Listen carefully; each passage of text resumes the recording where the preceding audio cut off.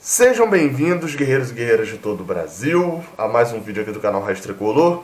Na verdade, hoje do canal Netflu. Eu sou o Gabriel Amaral, o Raiz Tricolor, né? Pode se inscrever lá no canal, pesquisa aí em cima aí, ou então aqui nos relacionados também tá aparecendo os vídeos do Raiz Tricolor. Vai lá e se inscreve lá no canal do Raiz Tricolor. Hoje estamos aqui para analisar, estou eu aqui para analisar aqui no canal do Netflu o empate entre Fluminense e América, né, 0-0, jogo lá no Independência. Não propriamente analisar o jogo, porque eu não vi a partida inteira. Eu vi aquele Super VT, né, do Sport TV, que tem mais ou menos uma hora ali. Eles cortam uns 15 minutos de cada tempo, mas que dá para você ter um entendimento geral da partida. Um jogo que quem viu o meu pré-jogo lá, assistam o pré-jogo. É sempre um vídeo muito mais interessante, muito mais opinativo, né, do que provavelmente o de pós-jogo também. O de pós-jogo eu faço mais uma análise do que aconteceu. O de pré-jogo eu consigo falar mais sobre o time e etc. Mas no caso dessa partida contra o América Mineiro, quem me viu lá no pré-jogo, viu que eu falei de como o Fluminense teria que entrar para vencer, e que na verdade eu achava que hoje era uma boa oportunidade de vitória, né, uma oportunidade que a gente não terá nas próximas 3 rodadas, porque a sequência é difícil, eu vou falar um pouquinho depois sobre isso, mas hoje era uma oportunidade boa, e o Fluminense, eu percebo que o Marcelo Oliveira não pensou dessa forma. Ele deu uma justificativa na entrevista de que eles estavam monitorando 3 jogadores. Eu não consegui compreender de que se eles tinham botado em campo 3 jogadores que eles estavam monitorando para ver se iam se contundir ou não, ou se eles pouparam 3 jogadores. E caso eles tenham poupado, não dá para entender quem são. Talvez a Ayrton seja um claro, né, que não jogou porque estava com risco alto de lesão, mas os outros dois eu não consigo compreender quem é que são esses 2 jogadores. Mas enfim, ele armou o time novamente com 3 zagueiros, e como ele tinha armado o time com 3 zagueiros contra o Defensor, que era um jogo que ele queria, se ele não tomasse gol, estava bom, porque ele estava classificado, ele não estava com projeção de vencer, ele estava com projeção de não perder. Eu acho que a projeção dele contra o América Mineiro também foi essa. Não vou desvalorizar o resultado, porque o América Mineiro tem uma boa campanha. Tanto que eles estão uma posição abaixo da gente, né? Então, tem um ponto abaixo da gente. E assim, mas o Fluminense não faz uma boa campanha. Tudo bem, mas pro América Mineiro estar em 10º na virada de turno é algo bem relevante. Outra análise interessante. No primeiro tempo ainda, Sornosa se machuca. Muita gente estava indagando, e eu mesmo, quando vi toda a situação, fiquei pensando, caramba, por que ele machuca Sornosa? Ele não bota o Danielzinho no lugar. Ele não tinha convicção do esquema, né? Acabou que o time virou um 3-4-3, mas um 3-4-3 completamente quebrado daquele que eu sugeri lá no pré-jogo. Quem viu o pré-jogo está entendendo o que eu estou falando. Não virou o 3-4-3 que eu sugeri lá, virou um 3-4-3 com um buraco gigantesco no meio. Ayrton, Lucas, Gilberto, Jadson e Richard bem mais recuados. Então ficou meio estranho com a entrada de Everaldo. Não que a culpa seja de Everaldo, né? Ele entrou numa fogueira para ser improvisado, mas depois Marcelo Oliveira falou que o Danielzinho Daniel, né? Ele tem pedido para ser chamado de Daniel e não mais Danielzinho.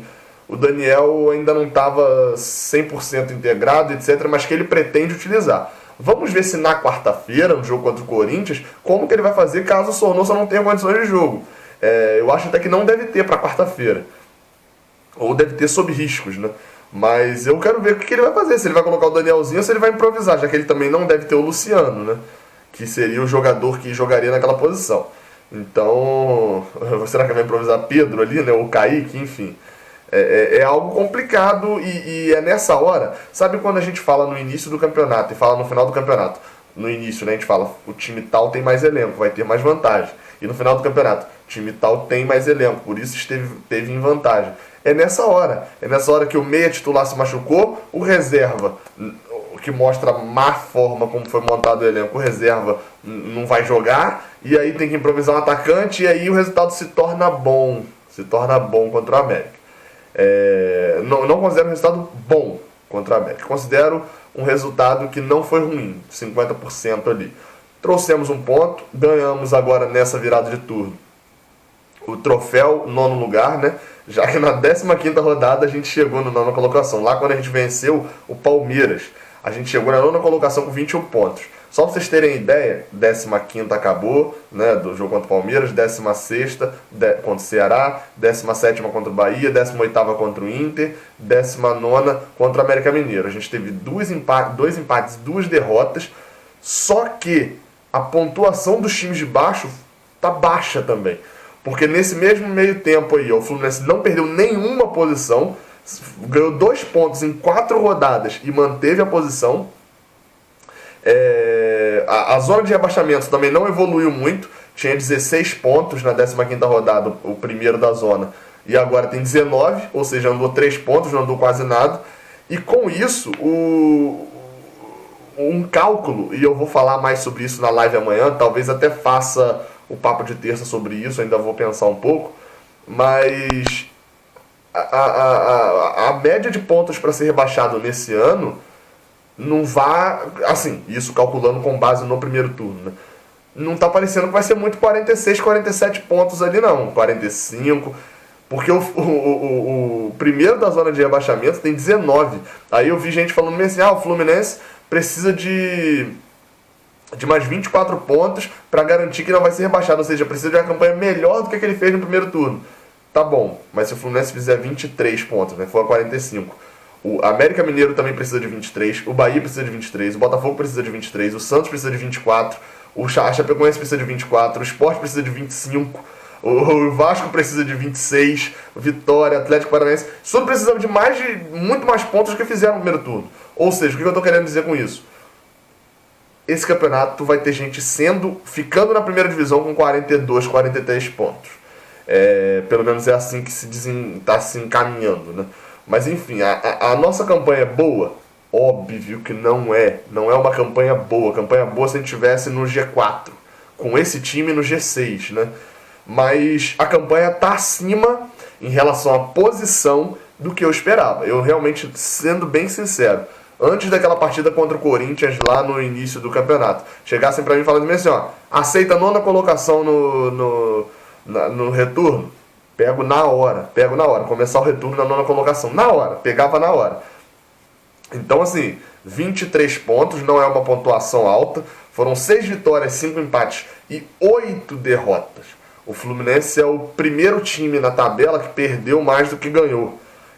Tudo bem que, assim, só retificando a questão da 8ª posição, da 9ª posição. O Fluminense ainda pode terminar o primeiro turno na 11ª. Porque o Bahia tem um jogo atrasado, que vencendo ele passa o Fluminense, e o Vasco tem 3 jogos a menos, né? Ele pode ganhar amanhã do Ceará, dia 22, e ele teria mais 2 jogos também que ele poderia passar o Fluminense. Mas nesse momento a 9ª colocação é nossa. Aí, um ponto interessante, né? A gente vem de 4 rodadas muito fracas, como eu falei, né? Perdemos para o Lanterna, empatamos com o Bahia em casa, com o time da zona de rebaixamento em casa, tomamos uma coça do Inter dentro de casa de 3-0 e empatamos com o América Mineiro, que foi o melhor resultado desses 4 aí. Mas agora a gente entra na sequência pedreira. Na próxima quarta-feira, Fluminense e Corinthians no Maracanã. É um jogo até interessante, porque o Fluminense joga no horário de 21h45 e vai enfrentar o Corinthians, ou seja, na quarta-feira, num horário tarde da noite, com a torcida desestimulada. Eu não estarei nesse jogo, mas não é por desestímulo, não. Por uma situação aí que eu acabo comentando isso no pré-jogo de Fluminense e Corinthians. Mas, basicamente, o Fluminense pega o Corinthians em casa, pega o Cruzeiro no Mineirão, no sábado, né, às 9 horas da noite, e no outro domingo, às 4 horas da tarde, pega o São Paulo no Morumbi. É uma sequência hardcore. Os 3 times estão acima do Fluminense. Talvez o Fluminense seja até favorito contra o Corinthians quarta-feira. Acho que o Fluminense é favorito contra o Corinthians. E tem que exercer esse favoritismo, porque uma vitória do Fluminense não vai fazer se classificar. Eu estava olhando aqui o saldo, não vai fazer o Fluminense passar o Corinthians, porque o Fluminense tem menos 5, o Corinthians tem mais 6 de saldo. Teria que ser um 6-0 para o Fluminense passar. Mas segura o Corinthians, segura o 7º colocado. E aí contra o Cruzeiro e contra o São Paulo, aí eu vou tem que ter ganho do Corinthians, mas ganhou do Corinthians, o que trouxer na mala de Minas e de São Paulo tá bom. Aí eu já tô nessa, até porque o jogo contra o São Paulo Se eu não me engano, eu vou até conferir aqui agora, porque eu não conferi isso na pré-produção. O jogo contra o São Paulo é no dia 2 de setembro. No dia 5 de setembro tem rodada do Campeonato Brasileiro, Fluminense Vitória. Aí no final de semana tem Fluminense Botafogo, ambos no Maracanã. E na semana seguinte, ou seja, o Fluminense vai para esses dois jogos, depois pega 2 no Maracanã e já pega o Deportivo Cuenca. Deve ser nessa semana aí do dia 11, dia 12, não sei exatamente, mas deve ser. Ou seja, vai pegar uma sequência boa de jogos em casa para depois viajar para o Equador.